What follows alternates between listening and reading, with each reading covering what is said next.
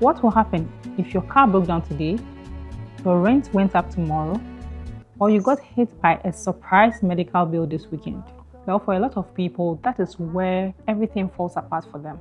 And the scary thing is, most people do not have an emergency fund because they think it takes forever to build one, which is totally wrong. Today, I'm going to teach you how to build an emergency fund fast, where to keep them, and how to stack them up fast without needing a raise, a perfect budget, and even a finance degree. This is not about becoming rich overnight. This is about being prepared for when the worst surprise of your life hits, because these type of surprises have a way of wrecking up your whole month. So what is an emergency fund? An emergency fund is not just extra savings. It is money saved that keeps a small crisis from generating into a huge disaster. Without an emergency fund, little emergencies such as medical bills or even a flat tire turn into debt or credit card bills that you have not planned for. And this keeps you in a cycle of debt. That is why the goal is not perfection. The goal is speed. Let me tell you honestly, you need a buffer that will stand between you and the emergencies that life throws at you, even if that buffer is small. The thing is, a small emergency fund is better than nothing. At least it helps you clear part of whatever debt or whatever emergencies that meet you as life goes by. Now, this is where it gets serious. Most people say that you need 3 to 6 months of monthly expenses as your emergency fund, which is quite true. But for a lot of people, that big number tries to scare them off, so they don't start at all. One trick about starting your emergency fund is you set a smaller goal and work towards it. And once you get to that goal, you build on after that. This helps make the goal smaller and the tension that comes with having a big number lesser. Before you start building the full emergency fund, start with a starter emergency fund. That will not be your whole 3 to 6 months worth of monthly expenses, but it's a smaller number that you work towards. And then once you reach there, it even gives you more motivation to move to the next goal. So, for example, you can start with $500 or $1,000. That depends on whichever country you are watching me from. So, for that context, you can then set a percentage of what your 3 to 6 months monthly expenses is, and then use that first percentage as your first goal. Once you meet it, you don't move to maybe 20%. Maybe first start with 10%, move to 20%, then 30, then 40. Then with time, you see that you have your big number coming together. There will not be as much pressure on you as there would if you are chasing the bigger number. One thing, the first amount that you decide to chase might not be what will solve your problems. Once you save a little buffer and emergencies start hitting you, you are able to use the little buffer to solve the mini emergencies that come around. And once you clear those ones off, it makes the burden lesser. So yes, once you hit that first milestone you set for yourself, you can now build from there. Then now to like your 3-month goal, and then to your 6-month goal. And now let's go to the steps that you can actually use to save your emergency fund fast. The first one is to automate your savings. That is the fastest way to take out procrastination and forgetfulness from whatever goal you have set to achieve. Once you automate your savings, it runs through automatically each month. This is when you set a particular amount to leave your account to your emergency fund account every other month, and then it stacks up to achieve the goal that you have set for yourself. Remember, do not keep your emergency fund and your other expenses or other monies in the same account. If you do that, you are shooting yourself in the foot, and it brings a gap where you can go and dip in your emergency fund when you are not supposed to do so, or when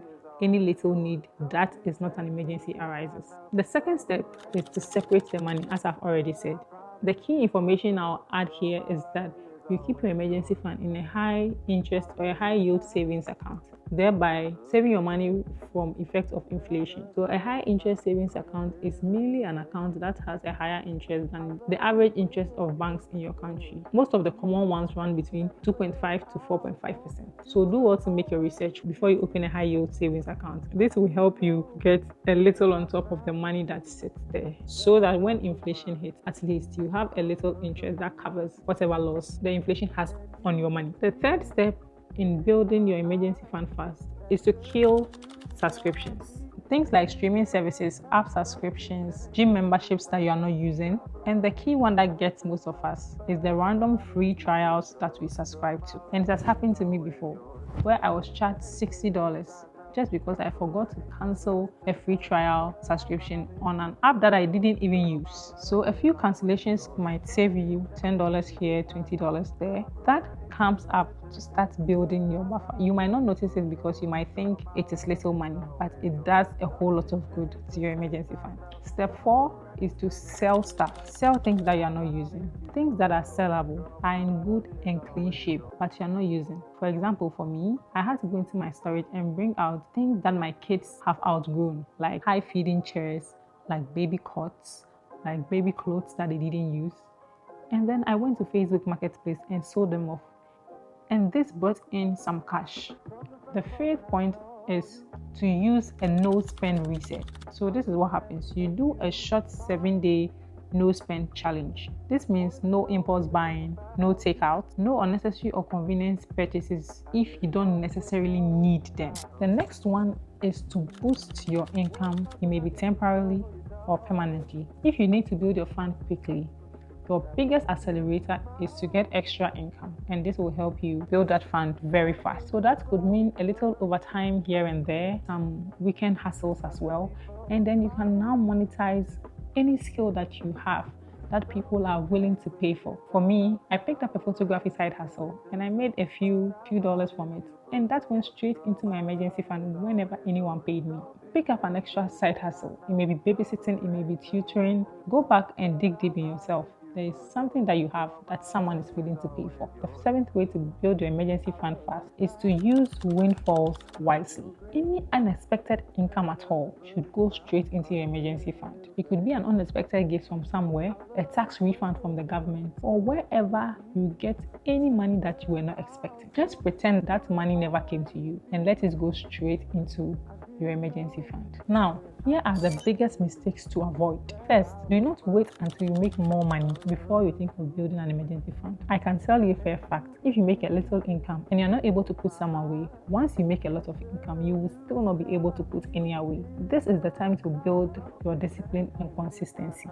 Secondly, do not, and I repeat, do not mix your emergency fund with your normal expenses or with your normal account where you do your spends and everything else. That is a trap. Once the money is mixed together and you're not able to differentiate, you end up even using your emergency fund without even knowing that is what you are using. The third mistake that people do that you should avoid: do not overcomplicate this with too many rules. Yes, so the general rule of an emergency fund is having 3 to 6 months of monthly expenses saved so that can serve as your safety net. But do what works for you. Just start little by little and build it up till you get to the number that you're supposed to get to. It's your money, your rules. And remember, this is not a race to get to where someone has gotten to. Just evaluate your life, your lifestyle, and your finances, and work accordingly. The last mistake that you should avoid: do not use your emergency fund for non-emergency needs, like dipping from your emergency fund because an item that you like is on sale. That is not an emergency. Or a guilt-free emotional spending trip. That is not an emergency. Find a way to avoid healing your emotional needs with spending. The money will go away, but that emotion will never be healed. There will still be a gap. And remember, if you drain the fund, refill it immediately. If you get to use or you get to dip in your emergency fund along the line because an emergency happened, do not stop there. You need to refill back. Remember, emergencies don't tell you when they are going to come, so you need to be well prepared. Once you use it, make sure you replace it. I'm going to engage you in a challenge for the next 30 days. Do these 3 things every week. First, automate 1 transfer. Second, cut out or pause 1 expense. It may be a gym membership, a subscription that you're not really using. Cut it out and redirect that money into your emergency fund. And 3, add 1 income stream. So as I mentioned earlier, sit back, reflect, and see any skill that you have that people are willing to pay for and start offering that service. So if you are starting today, open the account, set the automatic transfer, cut 1 expense, and that, my friends, is how momentum starts. Don't wait for the perfect man. Start with the next paycheck and build from there. Your future self will be relieved that you did. I promise you for sure, girl, my love is always yours.